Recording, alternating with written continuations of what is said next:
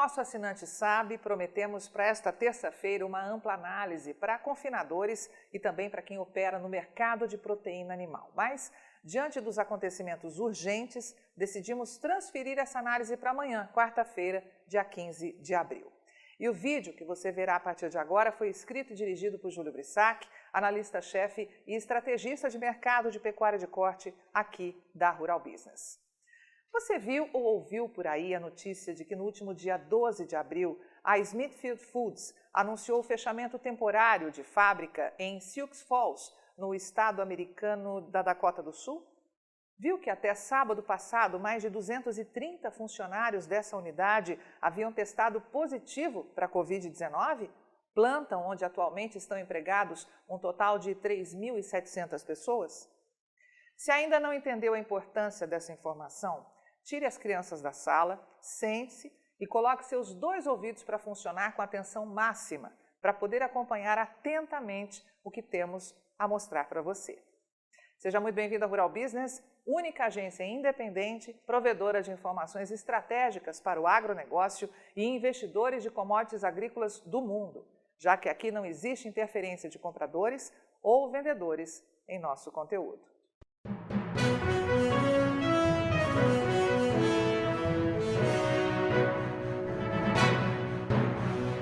Rural Business, o amanhã do agronegócio, hoje.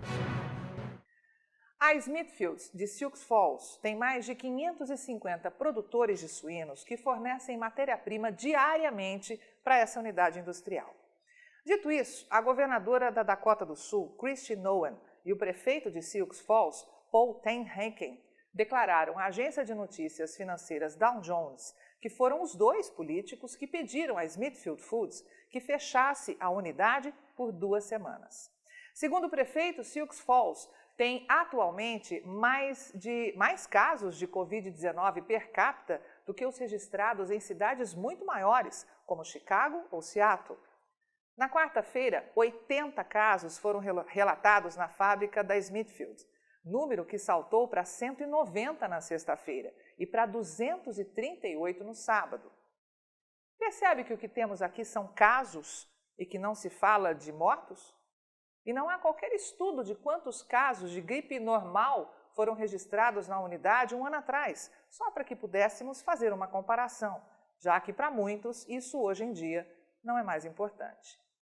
Para o presidente e diretor executivo da Smithfield, Kenneth M. Sullivan, o fechamento da fábrica em Sioux Falls, combinado com uma lista crescente de outras plantas de proteína que foram fechadas em nossa indústria, está empurrando o país perigosamente para perto do limite em termos de suprimento de carne. E alertou que é impossível manter os supermercados estocados se nossas fábricas não estiverem funcionando. Segundo o executivo, os fechamentos de instalações também terão graves repercussões, talvez desastrosas, para muitos na cadeia de suprimentos, sobretudo para os criadores de gado de nosso país. Esses produtores não têm para onde enviar seus animais. Mas antes que saia espalhando esse tipo de notícia por aí, vamos te alertar para o trabalho investigativo feito por nossa equipe, pois é assim que se gera informação profissional. E vamos dividir a investigação desse fato em 3 partes. A primeira será a mercadológica, para revelar quais são os interesses de mercado por trás de uma notícia como essa. Na segunda, vamos tratar da política mercadológica. E na terceira, e mais importante, vamos revelar quem é a Smithfield hoje. Vamos, portanto, à primeira parte, que trata dos aspectos mercadológicos. E vamos começar mostrando para você que a produtora de carne suína Smithfield Foods acionou este alarme no domingo, dia 12, declarando que os Estados Unidos estão perigosamente próximos de um cenário de escassez de carne. Na prática, não se vê nenhuma escassez no mercado devido à pandemia do Covid-19. Mas uma coisa é certa, tem muita gente interessada em devastar a economia americana de várias maneiras. Afinal, da mesma forma que no Brasil, 2020 também é ano eleitoral nos Estados Unidos. E as eleições são presidenciais, o que revela a fúria de muita gente em tocar o terror no país.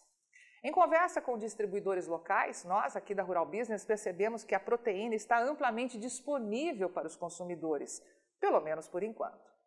Mas depois do anúncio da Smithfield de que o fechamento dessa instalação, combinado com uma lista crescente de outras plantas de proteína que foram fechadas em toda a nossa indústria, está empurrando o nosso país perigosamente para perto do limite em termos de fornecimento de carne, esses fechamentos de instalações também terão graves repercussões, talvez desastrosas, para muitos na cadeia de suprimentos.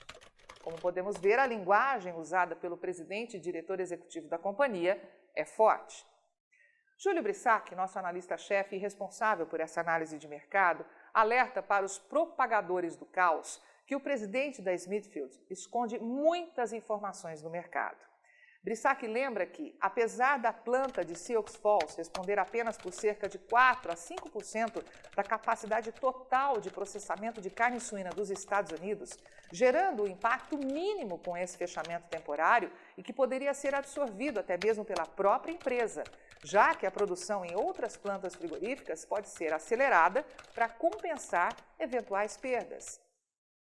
A ordem entre esses oportunistas é propagar que o tráfego ruim em restaurantes diminui cerca de 60% ano a ano, ocultando que, ao mesmo tempo, as vendas domésticas e de delivery aumentam.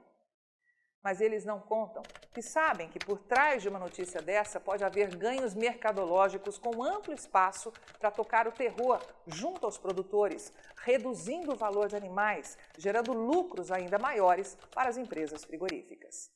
Esses oportunistas não contam que os Estados Unidos produzem muita carne, que a produção de carne bovina, de frango e suína atinge cerca de 50 milhões de toneladas ao ano, o que é suficiente para proporcionar cerca de 300 libras de proteína para cada homem, mulher e criança americana, excluindo peixes e fontes como leguminosas.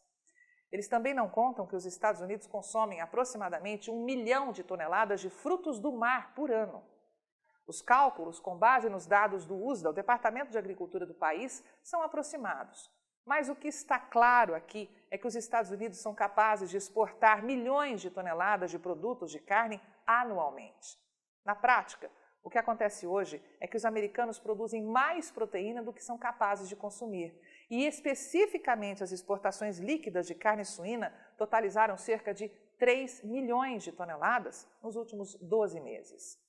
Mas, ao dizer que mais empresas vão ficar offline por causa do vírus, parte da indústria frigorífica americana quer passar uma ideia de caos ao produtor e elevar ainda mais as vendas.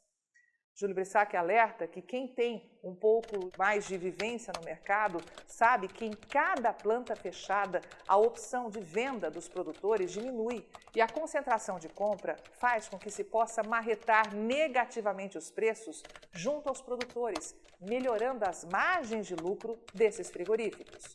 O que estamos vendo aqui é uma estratégia explícita para que os valores dos animais vivos sejam impactados negativamente. Nos Estados Unidos, os preços dos suínos vivos, por exemplo, caíram cerca de 37% no ano, enquanto que para o gado vivo a queda é de 27%. É importante observar que para todo veneno existe um antídoto.